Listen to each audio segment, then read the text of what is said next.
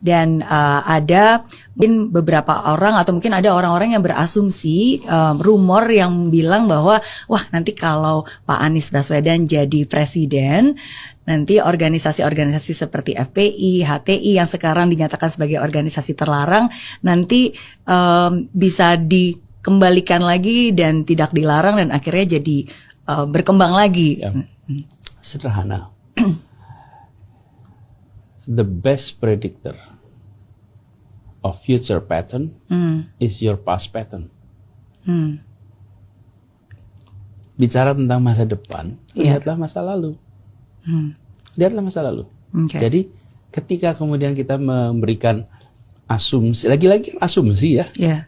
Asumsi. Asumsi itu diulang-ulang seakan itu kenyataan. Asumsi apapun lah. Asumsi apapun. Jadi kalau ini Bu Mary pakai baju merah, ya.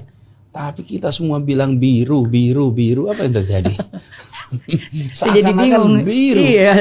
Bu Mary sudah bingung, ini biru merah gitu. Semua orang bilang yang biru gitu. Iya. Jadi sesuatu yang itu yang saya alami. Jadi bayangkan, ini secangkir air putih. Iya. Secangkir air putih nih. Tapi kalau ada 10 orang di ruangan ini, rame-rame bilang ini air keras. Apa yang tercipta di luar sana? Ini air keras. Iya. Maka itu Narasi yang diucapkan. saya tidak mau menjawab ini air putih. Enggak. Udah pada nyobain aja. Cobain aja sendiri. Caranya apa? Saya udah kerja 5 tahun nih. Udah 5 tahun, coba dah Anda lihat sendiri dah. Iya. Terjadi tidak? Iya. Jadi, saya selalu bilang kalau Anda ditanya tentang hal yang sifatnya masa depan, jawablah dengan rekod yang dikerjakan masa lalu. Karena itulah yang paling valid. Soalnya kalau masa depan itu kita bisa ngarang kok soal masa depan.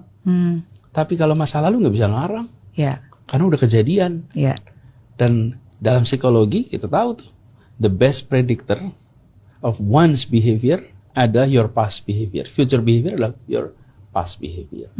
Jadi kita proyeksikan aja berdasarkan yang dikerjakan di Jakarta.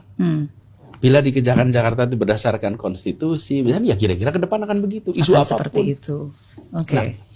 Nah, kemudian, tapi dalam semua kampanye selalu akan ada menyebarkan rasa takut. Ini di mana-mana, bukan hal yang baru. Dan saya juga nggak usah komplain.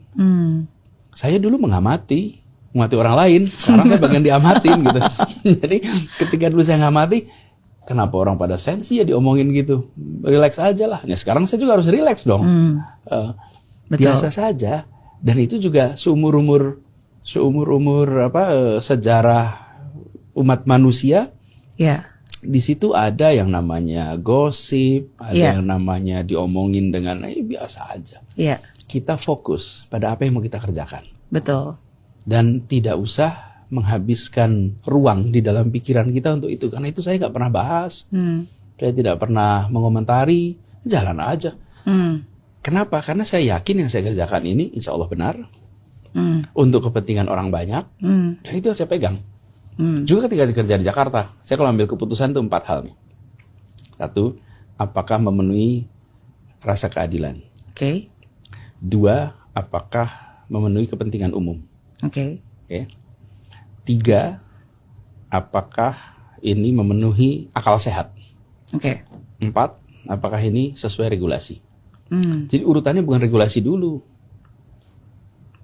Keadilan, public interest, kemudian common sense, baru regulasi. Jadi keputusan-keputusan itu dibuat dengan mendasarkan pada itu. Nah, apapun yang dikatakan orang itu bisa bervariasi.